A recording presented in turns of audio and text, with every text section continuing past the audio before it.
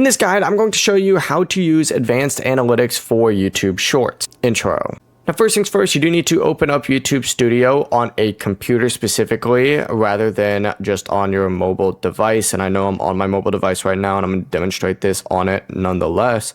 But what you want to do specifically is make sure you're going to the web version of it. Once you do that, just go to Analytics, and then of course you're going to see Advanced Mode up in the top right or the top left corner. Select it to open up a detailed analytics report, and then from here you can just use the content type filter, select Shorts, so only your Shorts performance pops up, and then you can compare individual Shorts and metrics like views, engaged views, watch time, average view duration, subscribers, revenue when available, and you can also change the report dimension to things like traffic source, geography, device type, or date to see exactly where your Shorts performance is coming from.